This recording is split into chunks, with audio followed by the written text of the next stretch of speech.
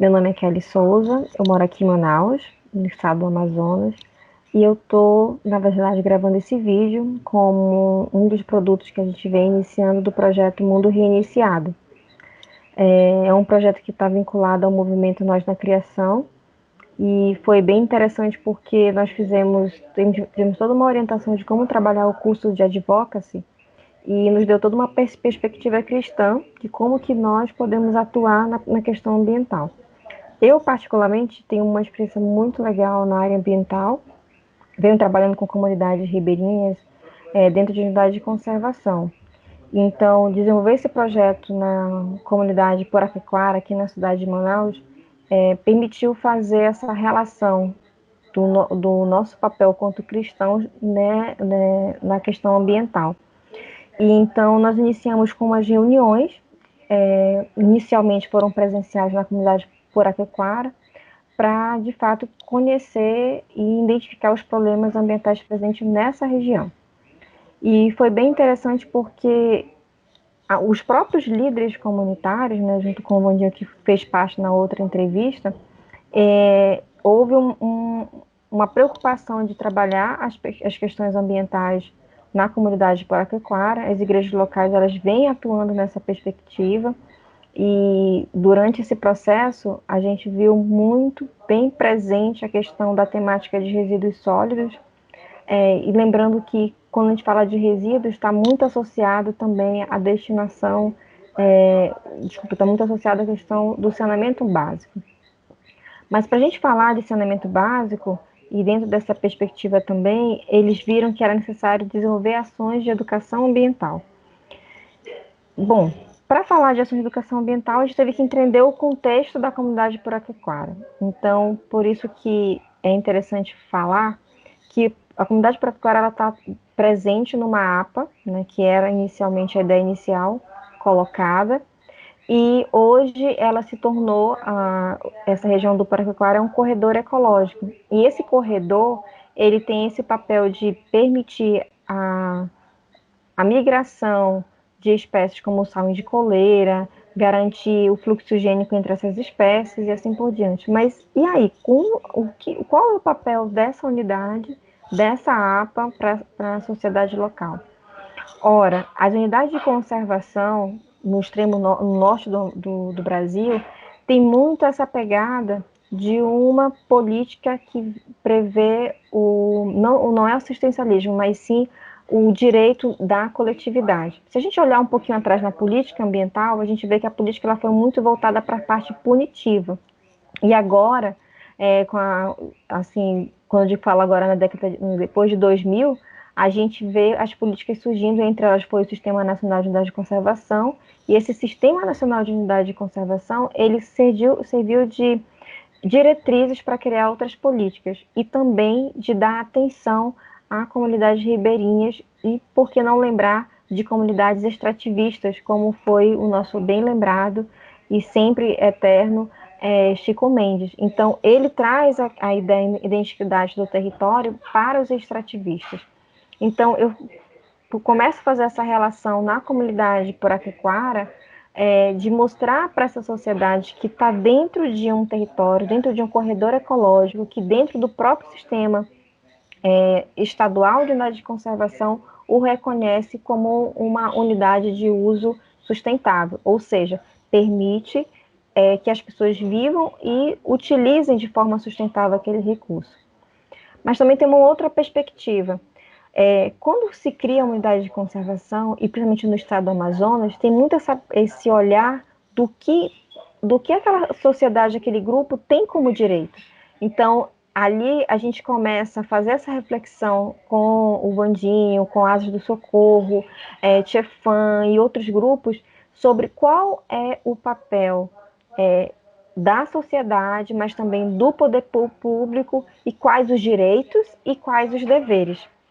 E a gente observa que também falta um pouco do entendimento da população como um todo, e isso está bem presente na fala do Vandinho e também no que a gente está iniciando, porque é um grupo muito recente, o que vem ser a política de serviços ecossistêmicos, que nada mais é que a política de serviços ambientais. Então, quando se cria uma unidade de conservação, cria-se também uma unidade como uma medida de compensação ambiental, que é algo muito presente no estado do Amazonas também.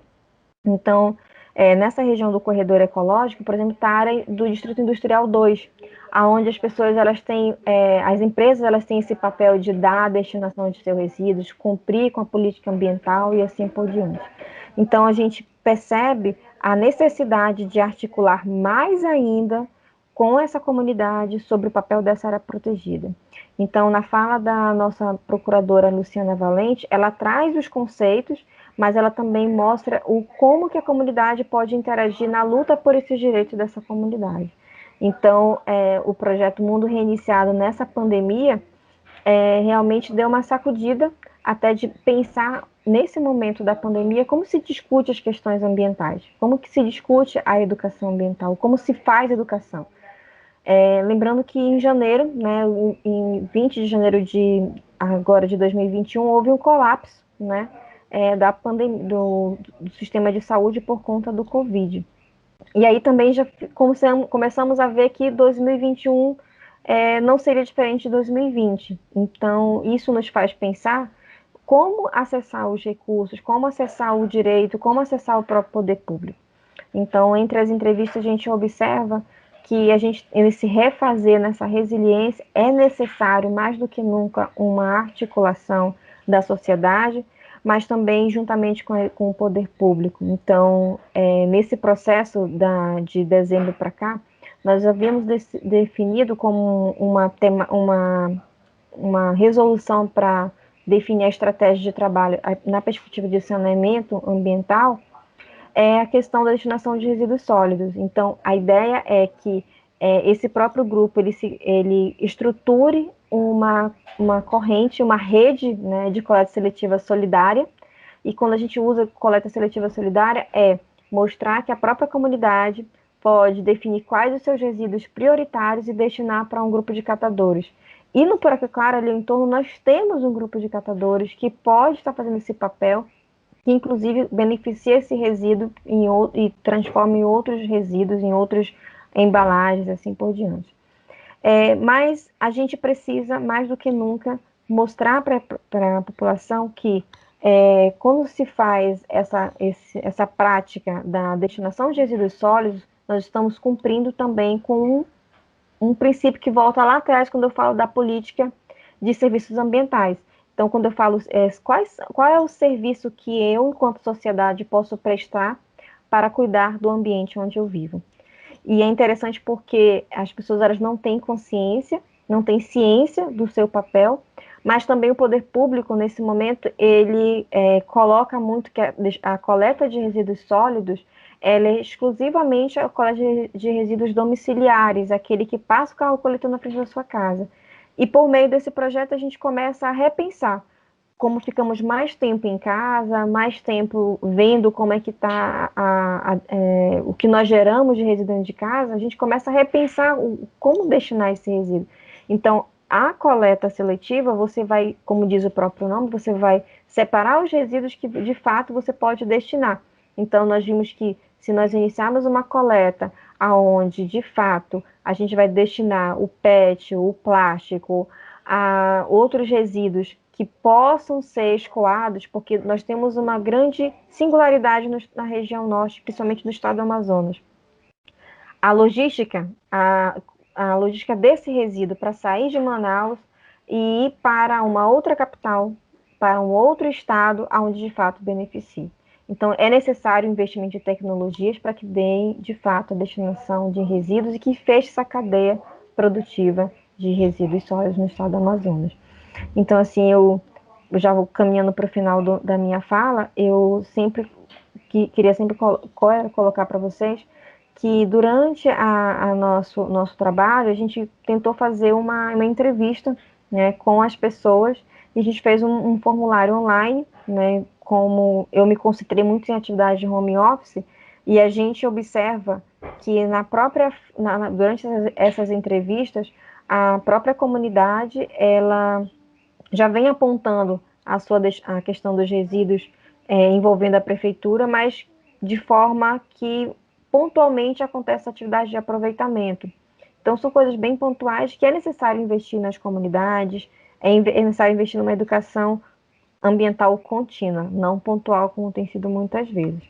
Então, a gente observa que durante a entrevista do Vandinho, ele apontou essa problemática, e a gente tenta e espera, durante a pós-pandemia, é isso que a gente espera articular com a Secretaria Municipal de Limpeza Pública e a Secretaria Estadual do Meio Ambiente, porque essa é um corredor ecológico estadual, que nos apoie nessa prestação de serviços ambientais que essa comunidade poraquequara quer desenvolver no seu mundo, no seu lugar. Então, eu agradeço ao Nós na Criação, ao Josias, a Simone, ao pessoal que tenha nos apoiado nesse momento.